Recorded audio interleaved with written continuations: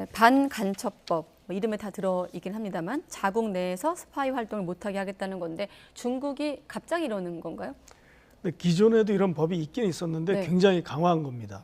그러니까 이걸 좀 광범위하게 적용한 건데요. 우리가 쉽게 우리나라에서 어떤 안보 관련 정보를 빼내가면 우리도 반간첩법으로 처벌할 수 있습니다.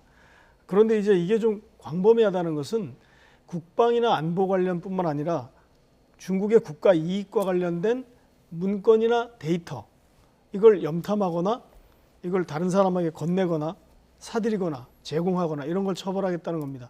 이것이 어떤 그 전문적인 스파이, 우리가 말하는 뭐 국가끼리의 그 정보, 전문적인 정보 요원들을 단속하겠다는 게 아니고 네. 일반적인 뭐 기업인이라든지 언론인이라든지 학자라든지 전직 공무원이라든지 이런 사람들을 겨냥하고 있다, 이렇게 보이고요. 그게 굉장히 이제 일반 그 현지 교민들이나 투자를 한 사람들을 굉장히 위협적으로 느끼게 하는 그런 요인이 되는 것 같습니다. 예, 지금 현지에는 우리 주재원들도 있을 테고 유학생들도 있을 텐데 이에 대한 우리 측의 어떤 대사관에서 대비를 하고 있는 게 있습니까? 네, 이게 사실 지난 4월에 중국 전국인민대표대회, 이 사진에 아까 나왔던 그 사진에 나왔던 그 전국인민대표대회에서 이 통과가 되면서 이게 알려졌습니다. 예. 그래서 어떤 우리도 나름대로 대비를 했고, 그래서 이제 우리 교민들에게 이런 거를 대비하라고 당부를 했습니다. 예. 그런데 이게 워낙 광범위하고 좀 자의적일 수가 있기 때문에 대비를 해서 무슨 효과가 있을지 모르겠지만 네. 이렇게 했습니다. 중국의 국가 안보뿐만 아니라 이익, 국가 이익이라는 게 굉장히 광범위하지 않습니까? 뭐 기업 이익도 이익이고요. 동네에 무슨 사진 하나 찍은 것도 국가 이익이라고 걸면 걸리는 거죠. 예. 그렇게 됐을 때 그런 자료라든지 지도를 굉장히 예민하게 생각합니다. 중국에서는 국경을 중국이 주장하는 국경이 있고 또 인접국이 주장하는 국경이 있고 이런 국경 문제에 관련된 지도, 그리고 사진, 심지어 통계 자료 이런 것들을 인터넷에서 검색을 자주 하거나 네. 또는 이걸 스마트폰이나 자기 노트북이나 전자기기에 저장을 하는 행위, 이런 것도 주의하라. 이렇게 우리 그 현지 중국에 있는 우리 대사관에서 이런 걸 주의해야 된다고 얘기한 겁니다. 예. 사실 이건 일상적으로 많이 하는 일이지 않습니까? 이런 걸 주의해야 되고 또 뭐 시위 지역에 가지 마라. 이건 뭐 전에부터 있었던 거고, 그다음에 포교나 선교 활동 이런 것도 이 관계가 좋을 때는 괜찮은데 관계가 나쁠 때는 이것도 간첩법으로 잡겠다라는 어떤 경고기 때문에 이런 걸 주의하라고 얘기를 한 거죠. 네. 미국은 아예 중국에 대한 여행 자제령을 내렸더라고요. 그러니까 중국에 가지 말라, 방문하지 말라는 거잖아요. 그렇습니다. 다시 한번 생각해 보라는 거죠. 사실 자제령이고 가지 말라는 얘기랑 비슷한 겁니다. 그런데 이게 국가 간에 가지 말라는 것을 참 이렇게 권유하기가 굉장히 어려운 건데 예. 굉장히 심각하게 보는 거죠. 이렇게 얘기를 했습니다. 가서 잘못하면 부당하게 구금될 수 있다. 그러니까 여행을 다시 한번 생각해 봐라. 이렇게 얘기를 했고요. 범죄 혐의에 대한 정보도 없이 영사 서비스를 받지 못하고 구금될 수 있다. 이렇게 했죠. 가지 말라는 뜻인데 이게 사실 그러니까 중국과 관계가 나쁜 나라에 대한 어떤 그 과거의 전례가 있습니다.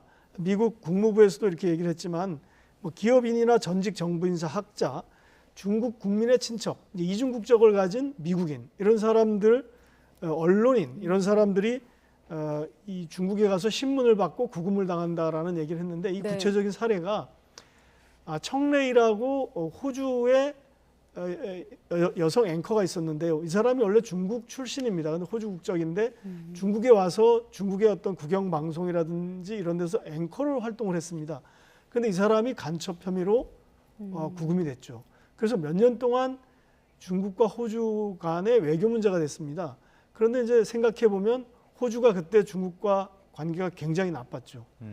또 한 사례는 이제 캐나다의 경우인데요. 캐나다의 대북 사업가 마이클 스페이버라는 사람이 있었고 또 캐나다의 전직 외교관인 마이클 코브릭, 이 사람이 중국에서 간첩 혐의로 구금이 돼가지고 이 사람들이 오랫동안 구금됐고 양국 간의 외교 마찰이 된 사례가 있는데 네. 지금 미국도 이런 걸 걱정하는 겁니다. 그러니까 일반 사람들, 기업인들, 특히 뭐 대북 관련 정보나 사업을 하는 사람들, 이 사람들이 갑자기 구금되고 연락이 끊길 수 있으니 굉장히 주의하라 이런 얘기를 하는 거죠. 예, 그 갑자기 구금되고 연락이 끊길 수 있는 확률, 그게 어떻게 보면은 간첩행위 혐의를 그 받게 되면 영사 조력도 받을 수 없다 이렇게 해석할 수도 있는 맞습니다. 거 아닙니까? 미국도 그런 얘기를 했고요. 이게 일본 교도통신을 보니까 교도통신도 그렇게 얘기를 했습니다. 이게 중국의 국가 안보와 관련된 혐의는 지금까지 쭉 보니까 공개를 하지 않고 또 재판도 사실 비공개로 진행됩니다. 그래서 네. 이제 많은 경우 중국 외교부 대변인 브리핑할 때 해당 국가 기자가 그 질문을 합니다. 그러면 이제 중국 외교부 답변은 접근이 잘 안 되고 그 혐의를 받고 있는 사람에게 정말 뭐 때문에 이렇게 어떤 것이 법률적으로 문제가 됐느냐라고 이렇게 물어보면 네. 중국은 법에 따라 처리하고 있으니까 걱정 마라 이런 식으로 답변을 하거든요. 그러니까 그런 식으로 오고 가는 그 질문 답변인데 사실 이제 정확하게 뭐 때문에 그런지 모르고 결국 이게 나중에 국가 간의 관계가 좀 풀리면 또 정치적으로 외교적으로 풀어주고 이런 식으로 가는 거죠. 그러니까 중국에서 미국의 어떤 그 중국에 대한 압박이 세지니까 하나의 그 미국과 그 동맹국들에 대해서 동맹국들이라면 일본과 뭐 한국, 호주, 카나다 이런 나라가 될 텐데 영국도 포함될 수 있고요. 이런 나라들에 대해서 하나의 지렛대를 가지려고 하는 거 아니냐 이런 생각도 들게 합니다. 네. 예.